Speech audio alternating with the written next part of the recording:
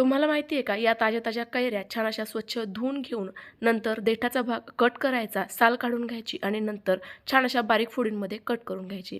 यातील जो बीचा भाग असतो तो पूर्णतः काढून टाकायचा. आता या तयार झालेल्या कैरीच्या फोडींवर आवडीनुसार हळद, लाल तिखट आणि चवीनुसार मीठ घालायचंय, व्यवस्थित मिक्स करायचंय. या अशाच फोडी देखील खायला जबरदस्त लागतात. पण आपण जास्त काळाकरिता टिकण्याकरिता एक छानशी रेसिपी बनवतोय. त्याकरिता गॅसवर एक कढाई ठेवली, त्यामध्ये तेल घातलं. तेल गरम झालं की लगेचच मोहरी, कलोंजी, मेथ्या, बडीशोप, थोडीशी दालचिनी घातली आणि लगेच या कैरीच्या फोडी घातल्या. मोहरी छान अशी तडतडू द्यायची बरं का. आता हे पटापट व्यवस्थित मिक्स करायचं, झाकण ठेवायचे आणि 2 ते 3 मिनिटाकरिता वाफ काढून घ्यायची. या फोडी ना व्यवस्थित शिजल्या जायला हव्या. त्याच वेळेला आता यामध्ये 1 वाटी गूळ घालायचा, तो बारीक चिरूनच घालायचा. आता हे छान असं रसरशीत होईपर्यंत शिजवून घेऊ. बघा आपली कैरी की कलोंजी तयार झाली आहे. या अशा मऊसूत फोडी शिजल्या जायला हव्या. आता तयार झालेली कैरी की कलोंजी तुम्ही हवाबंद डब्यामध्ये भरून स्टोअर करू शकता. अशाच छान छान नवनवीन रेसिपीज करिता खाद्यप्रेमी चॅनलला फॉलो करा. पुन्हा भेटूयात. Bye bye.